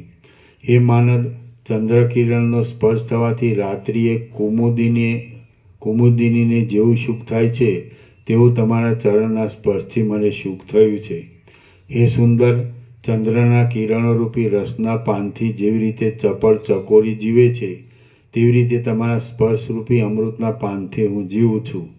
તમારા ચરણમાં લીન થયેલી આ ભ્રમરીને તમે કરપલ્લવથી આલિંગન આપો અને અમૃતથી પૂર્ણ એવા તમારા હૃદય કમળમાં તેનું સ્થાપન કરો. એ પ્રમાણે કહીને જેમ કલ્પવૃક્ષ ઉપર મંજરી પડે તેવી રીતે ચપળ શ્યામ નેત્રવાળી તથા પુષ્પથી પણ કોમળ અંગવાળી તે અપ્સરા તેમના ઉર સ્થળ ઉપર પડી. પરસ્પર આસક્ત થયેલા ભ્રમર તથા તેની સ્ત્રી ભ્રમરી જેમ કમલિનીમાં પ્રવેશ કરે તેમ પુષ્પના કેસરા તથા પરાગથી પીળા થઈ ગયેલા પવને કંપાવેલી તે વનસ્થળીમાં વિલાસયુક્ત કાંતિવાળા તે દંપતીએ પ્રવેશ કર્યો. શ્રી યોગ વાસિષ્ઠ મહારામાયણમાં સ્થિતિ પ્રકરણનો નવસંગમન નામનો સર્ગ 7મો સમાપ્ત. સર્ગ 8મો. આ 8મા સર્ગમાં શુક્રાચાર્ય વિવિધ પ્રકારનું સ્વર્ગ સુખ ભોગવ્યા પછી પૃથ્વીમાં પડ્યા. ત્યાં વાસનાને લીધે તેમના કેટલાક જન્મ થયા તથા અંતે તપસ્વીપણું પ્રાપ્ત થયું એટલી કથા કહેવામાં આવશે. સ્વર્ગ સુખ ભોગવ્યા પછી કેટલાક જન્મ બાદ શુક્રાચાર્યનો તપસ્વી જન્મ. વશિષ્ઠ બોલ્યા: હે રામ, એ પ્રમાણે પોતાના પ્રિય ચિત્તવિલાસથી ઘણો કાળ કલ્પિત સ્નેહ કરીને શુક્રાચાર્યને તે અપ્સરા સાથે સંતોષકારક સમાગમ થયો. મંદાર વૃક્ષની માળાને ધારણ કરનારી તથા અમૃતના આસવથી મદોન્મત્ત થયેલી તે અપ્સરા સાથે શુક્રાચાર્ય બીજા નિર્મળ ચંદ્રમાની જેમ વિહાર કર્યો. મદોન્મત્ત હંસ તથા સુવર્ણમય કમલિનીથી ભરેલા મંદાકિનીના કાંઠાઓ પર તેમણે ચારણો તથા કિન્નરો સાથે વિહાર કર્યો. પારિજાતની લતાભરી કુંજમાં વિલાસ કરતા તે શુક્રાચાર્ય ચંદ્રમાની કળાથી શીતળ શરીરવાળા દેવો સાથે રસાયણનું પાન કર્યું. ચૈત્ર રથ નામના મનોહર વનમાં લીલાને માટે લતા વડે કલ્પેલા હિંડોળામાં તેમણે વ્યગ્ર થયેલી વિદ્યાધરીઓના ગણ સાથે ચિરકાળ સુધી વિલાસ કર્યો. મંદરાચળ વડે જેમ સમુદ્રનું પરિભ્રમણ થયું હતું તેમ તેમણે પ્રમથ આદિ મહાદેવજીના ગણો સાથે નંદનવનમાં પરિભ્રમણ કર્યું. મદોન્મત્ત હાથી જેવી રીતે મેરુ પર્વતની ભૂમિમાં ભ્રમણ કરે તેવી રીતે તેમણે સુવર્ણમય બાળલતાના સમૂહથી જાણે જટા વડે છવાયેલી હોય તેવા દેખાવવાળી નદીમાં ભ્રમણ કર્યું. કૈલાસ પર્વતના વનની નિકુંજમાં અપ્સરા સાથે વિલાસ કરતા શુક્રાચાર્યે કેટલીક રાત્રિઓ પસાર કરી. તેમણે પસાર કરેલી તે રાત્રિઓ મહાદેવજીએ ધારણ કરી રાખેલા ચંદ્રને લીધે કૃષ્ણ પક્ષમાં પણ શ્યામ નહોતી થઈ. ગંધમાદન પર્વતના શિખર પર વિશ્રાંતિ લીધા પછી શુક્રાચાર્ય તે અપ્સરાને સુવર્ણમય કમળો વડે સર્વાંગે શણગારી. હે રામ, શુક્રાચાર્ય લોકાલોક નામના પર્વતના વિચિત્ર તથા મનોહર તટ ઉપર તે અપ્સરા સાથે હાસ્યપૂર્વક ક્રીડા કરી તેમણે મંદરાચલના જળમય દેશમાં કલ્પિત દેવતાના મંદિરમાં 60 વર્ષ સુધી નિવાસ કર્યો અને બાળમૃગો સાથે ક્રીડા કરી. ક્ષીર સમુદ્રના કાંઠાઓ પર વનિતા સાથે વિહાર કરનાર તે શુક્રાચાર્યનો સત્યયુગનો અડધો કાળ શ્વેતદ્વીપના મનુષ્યો સાથે ચાલ્યો ગયો. આમ અનંત જગતની સૃષ્ટિને સર્જનાર તે શુક્રાચાર્ય મનોરથ માત્રથી ગંધર્વનગર જેવા સંકલ્પ વડે ઉદ્યાન લીલાની આવી વિશેષ રચનાઓ કરીને કાળની સામ્યતાને પામી ગયા. ત્યાર પછી તે શુક્રાચાર્ય ફરીથી તે હરિણના જેવા લોચનવાળી અપ્સરા સાથે ઇન્દ્રના નગરમાં સુખથી 32 યુગ સુધી રહ્યા. પછી પુણ્યનો ક્ષય થવાથી એ શુક્રાચાર્યનું દિવ્ય શરીર પતનના ભયથી ગળી ગયું અને તે પેલી માનીની અપ્સરા સાથે જ પૃથ્વી ઉપર પડ્યા. જેવી રીતે રણસંગ્રામમાં હરાઈ ગયેલો શૂરવીર ચિંતાથી પરવશ થઈને પડે છે, તેવી રીતે તેના સમસ્ત અંગો કપાઈ ગયા છે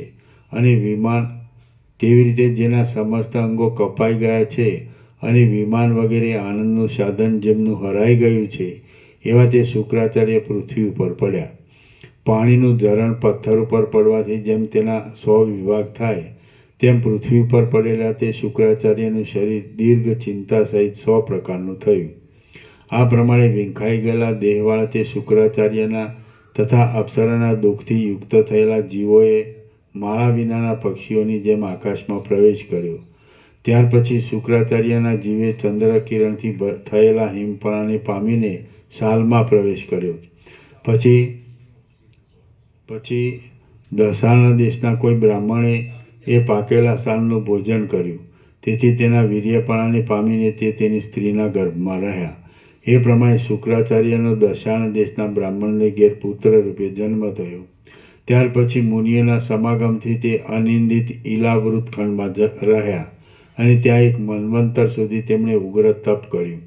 હવે પૂર્વની અપ્સરા શાપને લીધે ઈલાવૃત ખંડમાં મૃગની યોનિમાં જન્મી હતી. શુક્રાચાર્યનો તેની સાથે સમાગમ થયો, તેથી તેને મનુષ્યની આકૃતિનો મૃગી પુત્ર થયો. તે પુત્રના સ્નેહથી ફરીથી તેમને મોહ થયો. તેથી આ મારા પુત્રને ધન મળે, આ મારો પુત્ર ગુણવાન થાય તથા તેનું આયુષ્ય વધે, એવી ચિંતાથી તેમણે તપ કરવાનો પણ ત્યાગ કર્યો. એવી રીતે તે પુત્રને માટે ભોગની ચિંતાને લીધે તે ધર્મની ચિંતાથી ભ્રષ્ટ થયા. તેથી તેમના આયુષ્યનો ક્ષય થયો. એટલે સર્પ જેમ પવનને ગળી જાય તેમ કાળ તેમને ગળી ગયો. એ પ્રમાણે ભોગની ચિંતા સહિત તેમનું મરણ થયું. તેથી તેમનો મદ્ર દેશના રાજાને ઘેર પુત્ર રૂપે જન્મ થયો અને પોતે રાજા થયા. આમ મદ્ર દેશમાં તેમણે ઘણા દિવસ સુધી શત્રુ વિનાનું ઉત્તમ રાજ્ય કર્યું. ત્યાર પછી જેમ કમળની પાસે હિમરૂપી વજ્ર આવે તેમ તેમને વૃદ્ધાવસ્થા પ્રાપ્ત થઈ. એટલે તેમણે તપ કરવાનો વિચાર કર્યો તથા તપની વાસના સાથે તેમનો મદ્રરાજ તરીકેનો દેહ પડી ગયો. આથી સમંગા નામની નદીના કાંઠા ઉપર રહેનારા એક તપસ્વી બ્રાહ્મણને ઘેર તેમનો તપસ્વી તરીકે જન્મ થયો. ત્યાં હે રામ, મહાબુદ્ધિમાન તે બ્રાહ્મણે શાંતિથી રાગદ્વેષનો ત્યાગ કરીને તે નદીને કાંઠે તપ કરવા માંડ્યું. એ પ્રમાણે તે ભૃગુનંદન શુક્રાચાર્ય પોતાના મનની વિવિધ પ્રકારની વાસનાને લીધે તે વાસના પ્રમાણે વિવિધ જન્મદશા પામ્યા. આમ અનેક પ્રકારની શરીર પરંપરાનો અનુભવ કરીને અંતે તે સમંગા નામની નદીને કાંઠે દ્રઢ વૃક્ષની પેઠે સુખથી નિશ્ચળ પડે તપ કરતા હતા. શ્રી યોગવાસિષ્ઠ મહારામાયણમાં સ્થિતિ પ્રકરણનો શુક્ર વિવિધ જન્મ અનુભવ નામનો સર્ગ 8મો સમાપ્ત. સર્ગ 9મો. આ 9મા સર્ગમાં ભૃગુ ઋષિની પાસે રહેલો શુક્રાચાર્યનો દેહ મૃતતુલ્ય થઈ પડી ગયો તથા સુકાઈ ગયો એટલું વર્ણન કરવામાં આવશે. શુક્રાચાર્યનું મરણ. વશિષ્ઠ બોલ્યા, હે રામ, એ પ્રમાણે પોતાના પિતાની પાસે રહીને વિચાર કરતા શુક્રાચાર્યને ઘણા સંવત્સરનો લાંબો કાળ ચાલ્યો ગયો. ત્યાર પછી કેટલાક કાળે પવનને તાપથી શિથિલ થઈ ગયેલો તેમનો દેહ મૂળમાંથી કપાઈ ગયેલા વૃક્ષની જેમ પૃથ્વી ઉપર પડી ગયો. ત્યારે વનમાં જેમ મૃગલો ફર્યા કરે છે તેમ તેમનું ચંચળ મન સ્વર્ગગમન આદિ અતિ વિચિત્ર દશાઓમાં ભમી રહ્યું. પછી ચક્રમાં પરવેલું હોય તેમ તેમનું તે આકુળ મન ભોગની કલ્પનાથી ભ્રાંતિ પામીને તથા જન્મ મરણની પરંપરા પામીને અંતે સમંગા નામની નદીને કાંઠે વિશ્રાંતિ પામ્યું. એ પ્રમાણે શુક્રાચાર્યને પોતાના દેહની અપેક્ષા વિના અનંત વૃત્તાંતથી ગાઢ કોમળ અને દ્રઢ સંસ્કૃતિ જન્મ મરણનો અનુભવ થયો. તે બુદ્ધિમાનનો મંદરાચલના શિખર ઉપર જે દેહ હતો તેમાં માત્ર ચામડા તથા હાડકાં જ બાકી રહ્યા અને તે તાપના વિસ્તારથી સુકાઈ ગયો હતો. પોલાવાસમાં પવન ભરાવાથી જેમ શબ્દ થાય છે તેમ તેમના દેહના છિદ્રમાં પવન ભરાવાથી ચિત્કાર શબ્દ થતો હતો. તેવા શબ્દ વડે કાકલી સ્વરથી દેહ જાણે અભિમાનજન્ય દુઃખનો ક્ષય થવાથી આનંદને લીધે ગાન કરતો હોય એમ જણાતું હતું. શુભ્ર વાદળાના જેવી દોડી દાંતની પંક્તિ વડે તેમનો દેહ જાણે ભવાટવીમાં ભમેલા તેમના તુચ્છ મનને હસતો હતો. તેમના મુખરૂપી અરણ્યમાં જૂના કુવારૂપ નાક, આંખ તથા મુખના ખાડાની શોભા વડે તેમનો દેહ જાણે જગતનું સ્વાભાવિક શૂન્યપણું પ્રત્યક્ષ દર્શાવતો હતો. એ શરીર તાપથી તપેલું હતું, વર્ષાના જળથી સિંચાયેલું હતું અને જાણે પૂર્વજન્મના સ્મરણથી ચળકતા આંસુ ખેરવી રહ્યું હોય એવું જણાતું હતું. એ પ્રમાણે તેમનો દેહ ચંદ્ર તથા વાયુના વિલાસથી વનભૂમિમાં વીંખાઈ ગયો હતો અને વર્ષા ઋતુમાં જળની ધારા પડવાથી તણાઈ રહ્યો હતો. ઝરણામાં રહેલા ધાતુના રાગે કરીને તે પર્વત તથા નદીના તટમાં રંગાઈ ગયો હતો અને દુષ્કર્મથી વૃક્ષ થઈ જાય તેવી રીતે તે પવનથી ઉડેલી ધૂળ વડે વૃક્ષ થઈ ગયો હતો. સુકાયેલા લાકડાની જેમ વાયુથી ચલાયમાન થવાને લીધે ખખડતો હતો અને પવનના ચિત્કાર શબ્દથી વનમાં તપ કરતો હોય એમ જણાતો હતો. તેના વાંકા તથા સુકાઈ ગયેલા આંતરડાની તંત્રી ભયંકર શબ્દ કરતી હતી અને તે અલક્ષ્મી રૂપે રહ્યા હતા. તે દેહને ચર્મ માત્ર બાકી રહ્યું હતું અને તેનું ઉદર શૂન્ય રૂપે હતું. તેમના દેહની આવી સ્થિતિ થઈ હતી તો પણ તે પુણ્યાશ્રમ રાગ દ્વેષ વિનાનો હોવાથી તથા ભૃગુ ઋષિ મહાતપસ્વી હોવાથી પક્ષીઓ તેમના દેહનું ભક્ષણ કરી ગયા નહીં. એ પ્રમાણે યમ અને નિયમ વડે શુક્રાચાર્ય પોતાનું કલ્પિત શરીર દુર્બળ કરી નાખ્યું હતું અને એમનું ચિત્ત સમંગા નદીને કાંઠે તપતું હતું. ત્યારે તેમનું પૂર્વનું શુક્ર શરીર તો પવનથી રાતું થઈ ગયું હતું અને તે પર્વતની મોટી શિલામાં લોટતું હતું. શ્રી યોગ વાસિષ્ઠ મહારામાયણમાં સ્થિતિ પ્રકરણનો ભાર્ગવ કલેવર વર્ણન નામનો સર્ગ 9મો સમાપ્ત. સર્ગ 10મો. આ 10મા સર્ગમાં પુત્રનું શબ દેખી ભૃગુ ઋષિને કાળના ઉપર ક્રોધ થયો. તેથી કાળે આત્મવિદ્યાથી તેમને બોધ દીધો એટલી કથા કહેવાશે. શુક્રાચાર્યના મરણથી ભૃગુનો કાળ ઉપર ક્રોધ અને કાળે આપેલો આત્મબોધ. વશિષ્ઠ બોલ્યા, ત્યાર પછી હે રામ, 1000 દિવ્ય વર્ષે પરમ સમર્થ ભૃગુ ઋષિ પરમાત્માનો બોધ થાય એવી સમાધિમાંથી વિરામ પામ્યા. ત્યારે તેમણે વિનયથી નમાવેલા મુખવાળા શ્રેષ્ઠ ગુણવાન અને પુણ્યની મૂર્તિ જેવા પોતાના પુત્ર શુક્રને ત્યાં જોયો નહીં. તેમણે તો ત્યાં પોતાની આગળ માત્ર એ પુત્રની કાયાનું પંજર જ જોયું.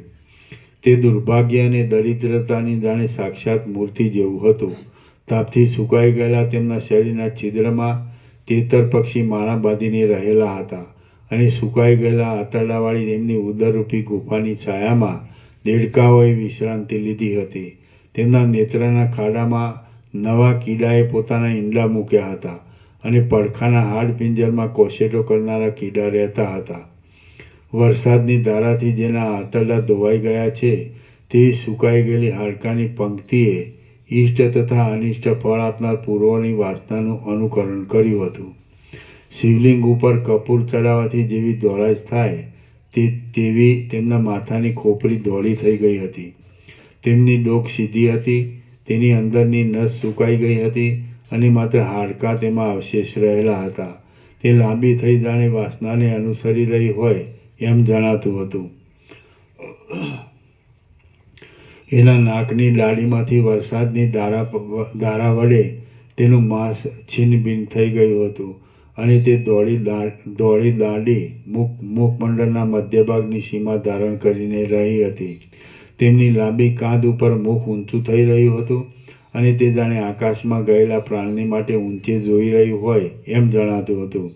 તેમની 2 જાંઘ, 2 સાથળ, 2 ગોઠણ તથા 2 હાથો બમણા લાંબા થઈને પડ્યા હતા.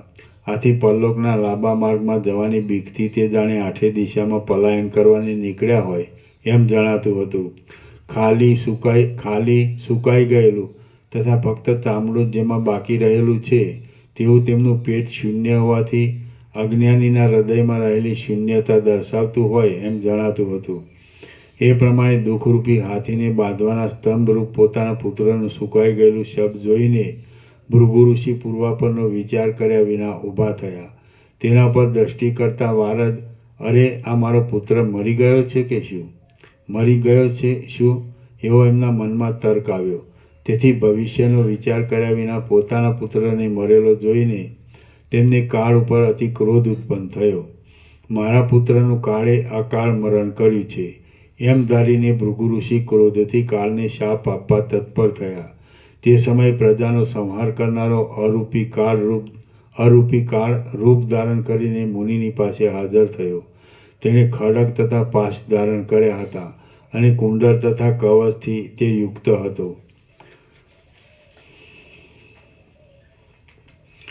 12 માસરૂપી તેને 12 હાથ હતા, 6 ઋતુરૂપી તેને 6 મુખ હતા અને કિંકરની કેટલીક સેનાથી તે વીંટાયેલો હતો.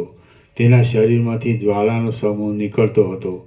તેથી આકાશમાં પ્રફુલ્લિત કેસુડાના ઝાડવાળા પર્વતની શોભા થઈ રહી હતી. તેના હાથમાં રહેલા ત્રિશૂળમાંથી નીકળેલા તેજના કુંડાળા વડે સોનાના કુંડળની પેઠે દિશાઓ શોભતી હતી. તેના શ્વાસના વાયુથી પર્વતના શિખર ખરી ગયા હતા અને જાણે હિંડોળામાં બેઠા હોય તેમ તેઓ ચલાયમાન થવા લાગ્યા, પડવા લાગ્યા તથા ફરવા લાગ્યા. તેના ખડગમંડળમાંના પ્રકાશથી સૂર્યબિંબ શ્યામ થઈ ગયું હતું અને કલ્પ સમયે બળી ગયેલા જગતના ધુમાડાથી આકુળ થાય તેવી રીતે તે આકુળ થયું હતું. ત્યાર પછી હે મહાબાહો, ક્રોધ પામેલા મહામુનિની પાસે આવીને કાળે કલ્પ સમય ક્ષોભ પામેલા સમુદ્રના જેવા ગંભીર વચનથી સાંત્વના કરીને નીચે પ્રમાણે કહ્યું.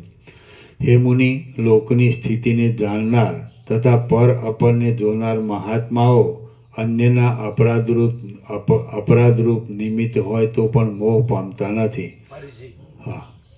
હે મુનિ, લોકની સ્થિતિને જાણનાર તથા પર અપરને જોનાર મહાત્માઓ અન્યના અપરાધરૂપ નિમિત્ત હોય તો પણ મોહ પામતા નથી. તો નિમિત્ત વિના તો તેઓ કેમ જ મોહ પામે?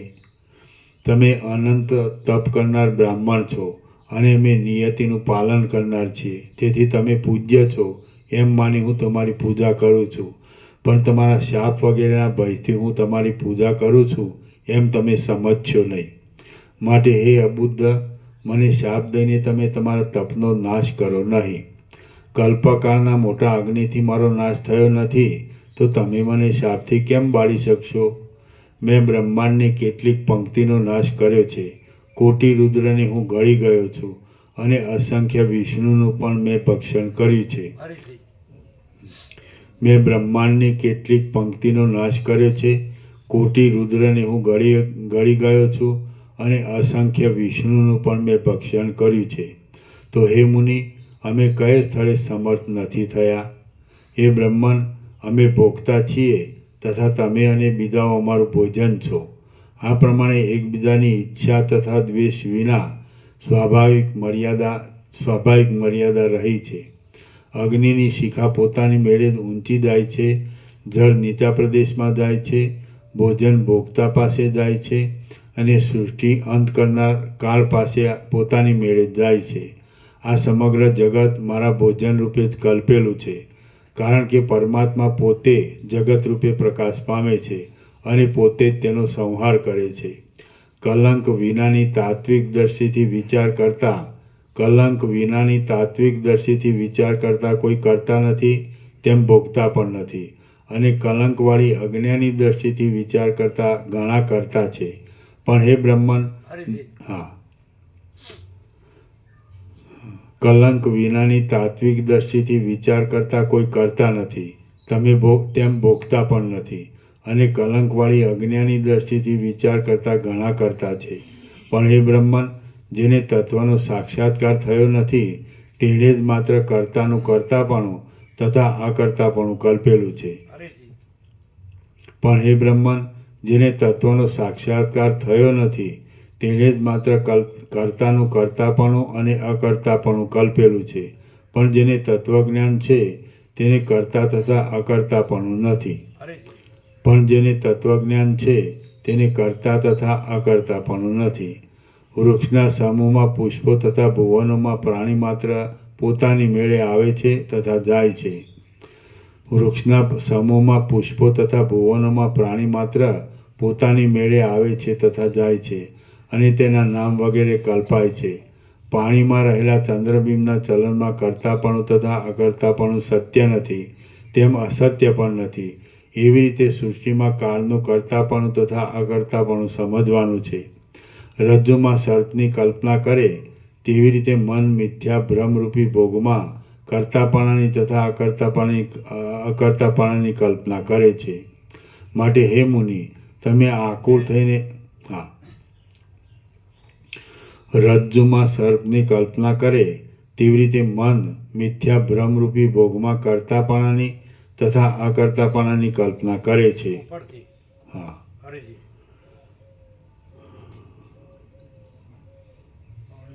પાણીમાં રહેલા ચંદ્રબિંબના ચલનમાં કર્તાપણું તથા અકર્તાપણું સત્ય નથી, તેમ અસત્ય પણ નથી.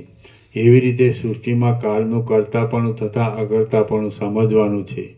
રજ્જુમાં સર્પની કલ્પના કરે તેવી રીતે મન મિથ્યા ભ્રમરૂપી ભોગમાં કર્તાપણાની તથા અકર્તાપણાની કલ્પના કરે છે.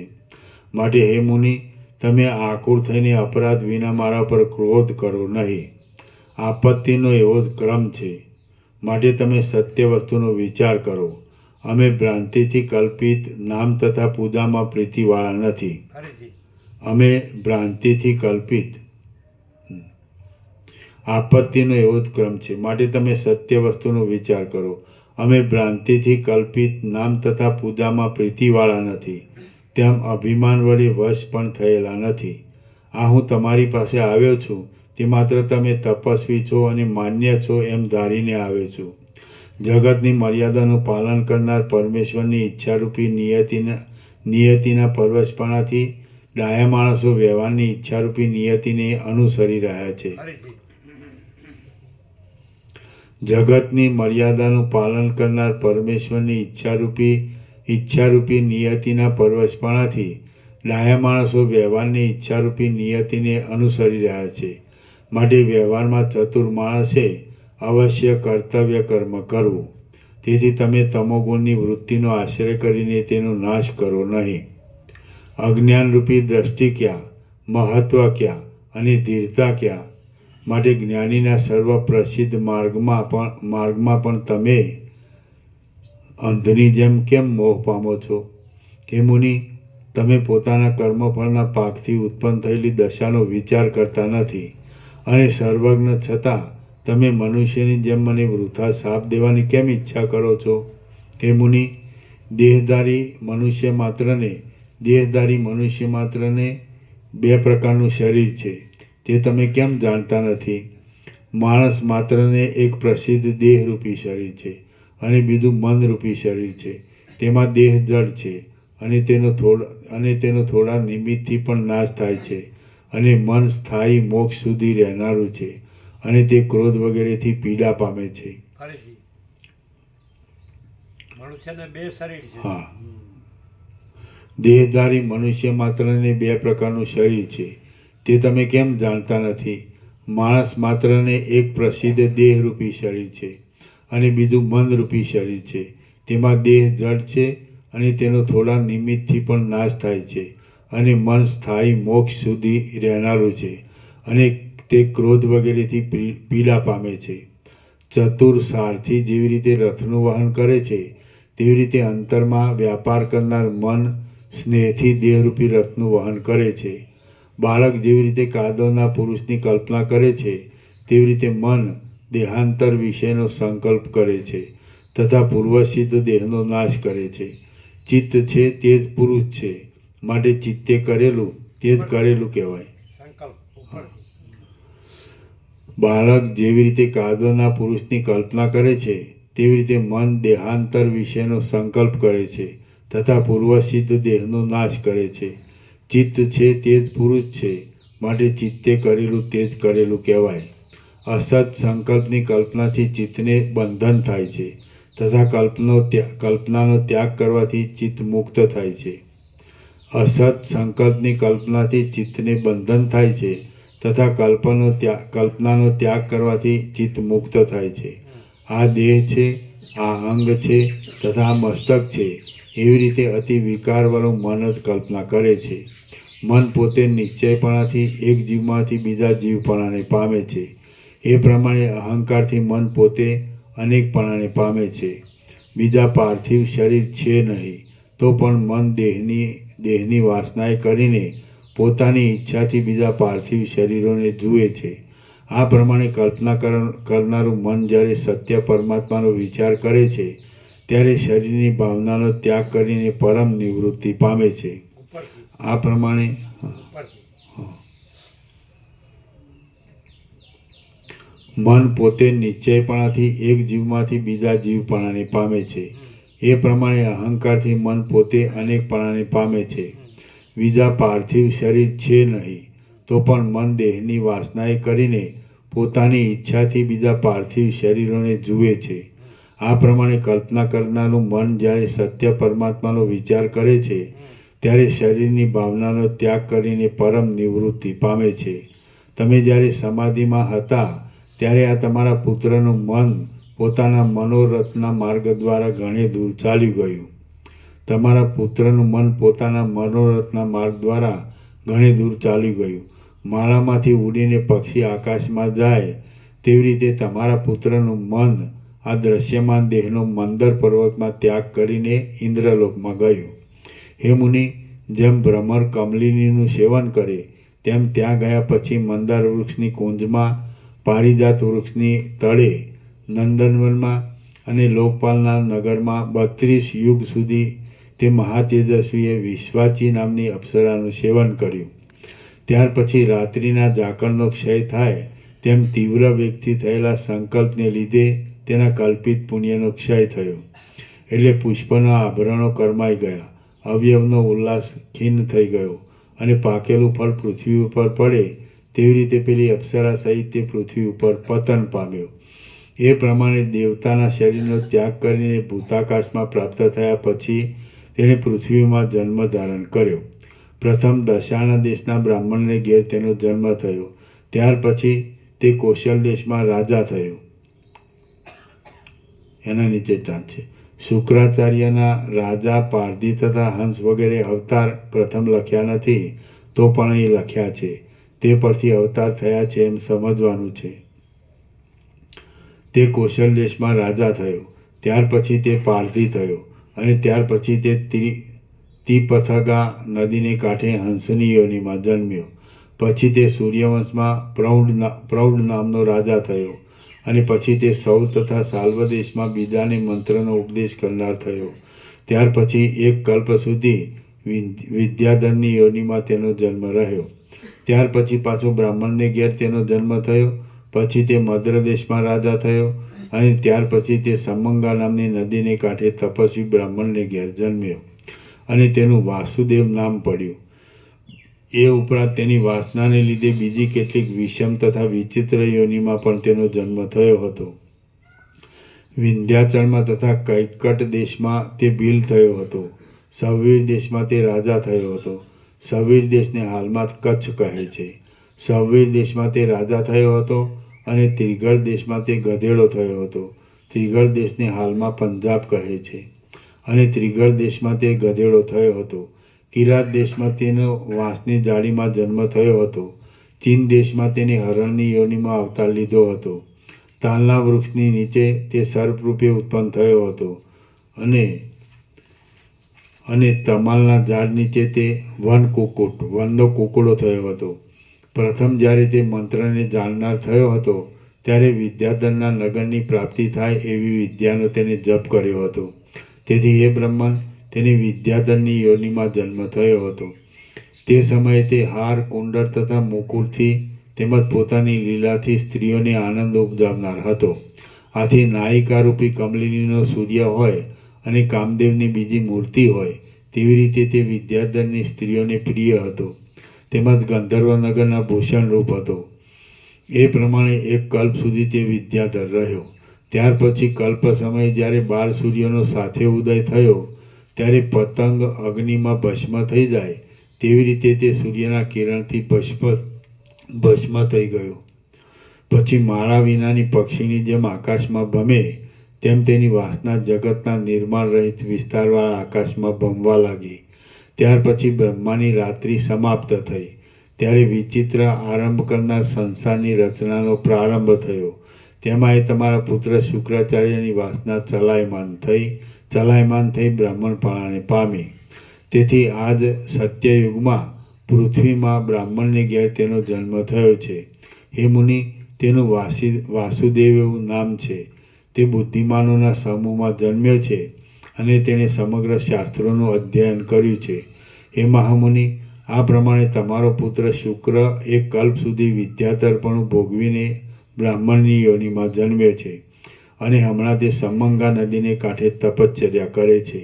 આમ વિવિધ પ્રકારની વિષય વાસનાને અનુસરીને તમારો પુત્ર જગતમાં ખેર તથા કરંજના જેવી ભયંકર ગુહા જેવા વિચિત્ર ગર્ભવાસમાં તથા અતિ ગાઢ વનસ્થલીમાં ભમ્યો છે. શ્રી યોગ વાસિષ્ઠ મહારામાયણમાં સ્થિતિ પ્રકરણનો કાલ વચન નામનો સર્ગ 10મો સમાપ્ત. ઓમ ઓમ ઓમ. આના નંબર 418. ચાલુ છે ને? હા, ચાલુ જ છે બહુ. ના ના એ આનંદ પ્રભુ પ્રસાદ આપી દો.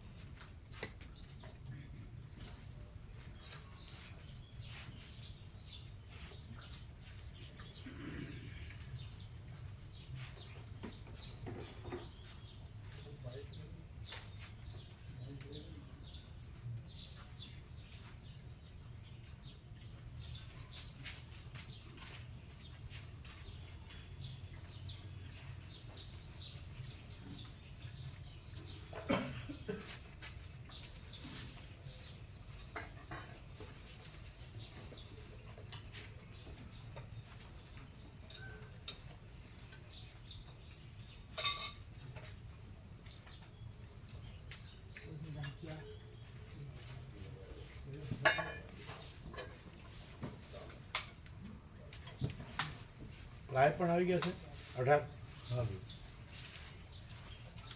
ગણ્યા છે કોણે ગણ્યા લાય 18 કેવા છે આમ મજબૂત છે નવા જેવા છે કે જૂના છે આમ આમ પડી ગયા હોય ને કે ફ્રેશ છે પેલા એવા આવ્યા હતા ખબર પેલા અમુક બરાબર નથી એ આવી ગયા છે પલંગ ને પ્લાય રાત્રે આવ્યા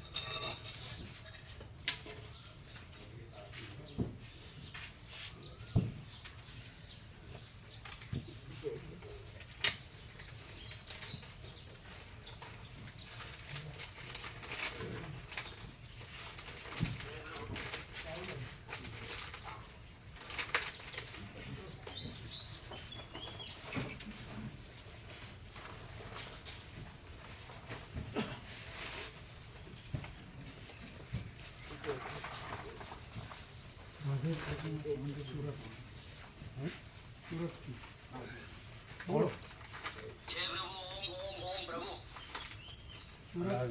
ब्रह्म कृपा ही केवलम आनंद मंगल ओम ओम ओम प्रभु अभी राधे प्रभु के बाई आंख में डाबी आंख में છે પ્રભુ ત્યાંનું ઓપરેશન કરાવવામાં જવાનું છે બરાબર એટલે ડૉક્ટર અનુભવી છે ને હા પ્રભુ બરાબર એ દવા એ જે ટ્રીટમેન્ટ આપે ને દવા નાખવાનું એ નાખવાની રોજ અમુક દિવસો સુધી નાખવી પડે કારણ કે અમે કરાવ્યું ત્યારે અમે નાખી પછી બરાબર થઈ જશે નંબર જતા રહેશે બ્રહ્મ કૃપા હી કેવલમ આનંદ મંગલ ઓમ ઓમ ઓમ ઓમ हाँ जय प्रभु ओम ओम ओम मोतिया में ऑपरेशन है ना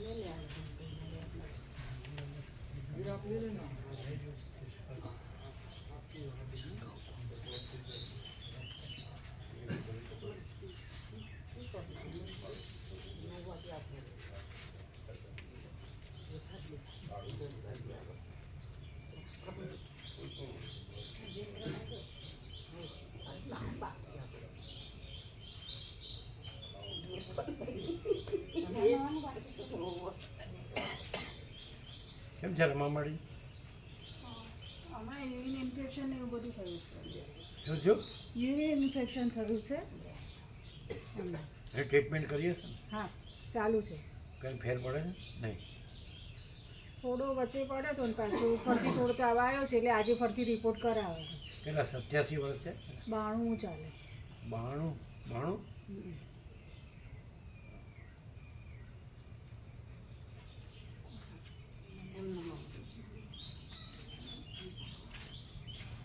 પેલા આવતા હતા ને આપણે નિકોલ મહાત્મા શું નામ હરિપ્રસાદ એને આજે પૂછ્યો કેટલા છે એટલે કે 90 પછી બીજે દિવસે પૂછ્યો એટલે કે 110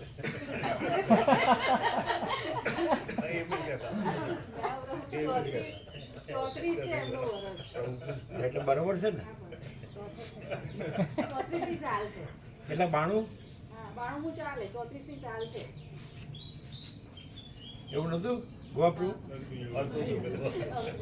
પછી કે 95, પછી કે 100, પછી 24. પછી કે 110. એટલે કોઈ માની લે કે હારા 110 થયા. કારણ કે મહાત્મા કે એટલે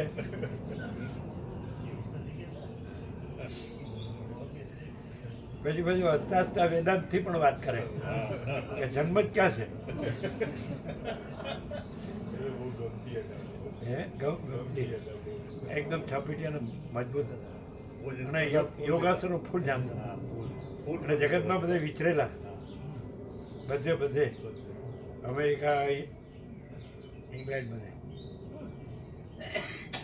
વેદાંત ને બધું સારો અભ્યાસ પણ એ કે આ સત્ય છે. પેલા બધામાં બધા ફેરવે છે. પ્રભુ કેદારેશ્વરથી નિકોરા ગયા હતા ને, કેદારેશ્વરથી નિકોરા, કેદારેશ્વરથી પેલા લોદરાના કોક પ્રભુ નતા એ પછી અમોન પ્રભુ એ હોમા વળ્યા ને, હોબા વળ્યા તે અલ્યા કી જોજો હો આ મૂર્તિને છોડો નહીં કદી, આ મૂર્તિની કદી છોડો નહીં હો. એ તો શરૂઆતમાં જ પ્રભુ તો હે, આ મૂર્તિની કદી છોડો નહીં હો. કીધું ના છોડીએ. એ તો હોબાવાળિયામાં જ્યારે આશારામ જે આવ્યા એ દિવસ જતી વખતે એમણે એવું કીધું હતું કે આ ખુદ પરમાત્મા છે, પરબ્રહ્મ પૂર્ણ બ્રહ્મ ઋષિ છે અને અમે તો રાજર્ષિ છીએ, એટલે તમે અમને છોડતા નહીં, સાચા હાથ છે એવું બોલ્યા આશારામજી બોલ્યા. તમારે કેવું હતું ને તમે છોડતા નહીં.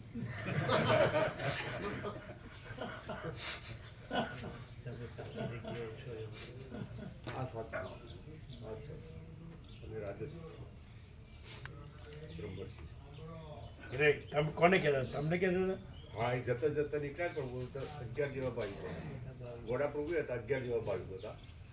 જતી વખતે એ નીકળ્યા એવું બોલ્યા હતા. શું કહેતા હતા? આ ખરા બ્રહ્મર્ષિ ઋષિ છે એમ કહ્યું અને અમે તો રાજર્ષિ છીએ.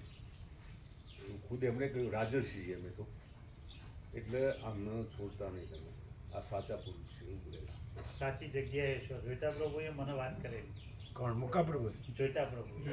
જોઈતા પ્રભુ હતા એ વખતે? હા હતા ને. એણે શું વાત કરી હતી? આશારામજી એવું બોલેલા કે તમે સાચી જગ્યાએ છો એમ. રાત્રે 1 કલાક તત્વબોધ થયો હતો એની સાથે અને સવારે રાત્રે આવ્યા ને રાત્રે 9 અને વાગે. સવારે 1 કલાક થયો. હા, સવારે 1 કલાક. એટલે એના ચિરંજીવને કહેતા હતા કે આ સત્ય છે, સત્ય છે, સત્ય છે. 12 વાગે બધો સફરજનોને 2 ટોપલો લઈને એમના પેલા હાથી આવ્યા હતા એમના દીકરા. અને પછી એ પ્રસાદ એમણે જો 12 વાગે લીધો પ્રસાદ તો બધો જીરો જીરો થઈ ગયેલો હતો પણ પછી કે મારે અહીંયા પ્રસાદ જ લેવો છે. પછી હવે સ્વામિનારાયણ મુજબ અમારી થાળી ભરેલી મેકેલી જ હતી એટલે પછી સ્વામીનો ઈશારો મળે આ થાળી તૈયાર છે બે ગયો. પછી એમણે બધો પ્રસાદ લીધો. તો પ્રભુએ તો થોડો જ પ્રસાદ લીધો આ ભૂખ્યો રહે એમ કરી એ બધો અમે આરોગી ગયો. અને પછી એ એટલા ઊંઘ્યા ને અંબાના નીચે 4 કલાક જેવા ઊંઘ્યા. આ હવે અમને વિશ્રાંતિ જિંદગીમાં મળી નથી.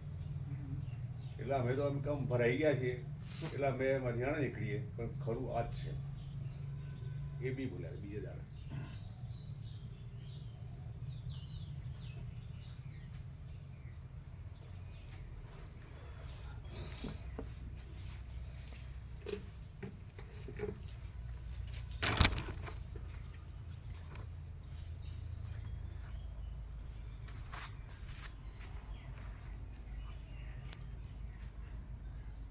આમ પ્રસાદ લે છે ખરા? થોડુંક લે, બહુ નથી લે. પ્રવાહી પ્રવાહી વધારે લે. પ્રવાહી લે તો એમાં શક્તિ તો રહે.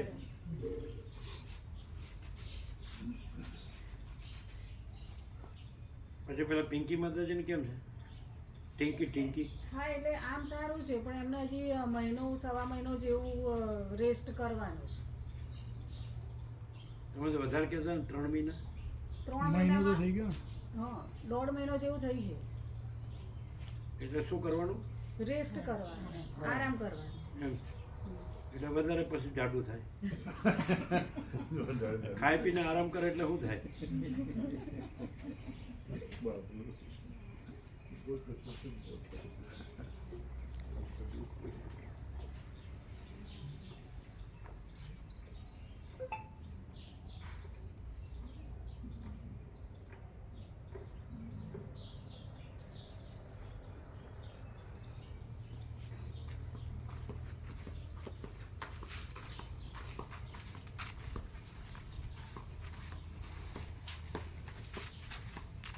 પેલાનું હાઈવે જોયું તમે સુશેરપુર કલ્પેશપુર એટલે સમજાણું તમને ઇંગ્લિશમાં આવ્યું એટલે આ બીજું જોયું બધું. ઇંગ્લિશમાં આવ્યું એટલે સમજાણું ના તો પછી અમારામાં બી મોકલ્યું છે એમણે તમારામાં મોકલ્યું પણ ખાલી થોડુંક જ લખ્યું છે તો સંપૂર્ણ આવી ગયું ને વ્યાપકમાં આવ્યું છે ને હા વ્યાપકમાં બી મોકલ્યું. શું છે તમે બધું મોકલી દીધું ને એમણે લખ્યું છે ના ના તમે સંપૂર્ણ બધું આવી રાત્રે ગયું, આપ્યું એ મોકલી દીધું ને બધું બધું હા સંપૂર્ણ આવી ગયું જોવા છે અમને જોવા છે સંપૂર્ણ આવી ગયો જવાબ સંપૂર્ણ આવી ગયું જવાબ.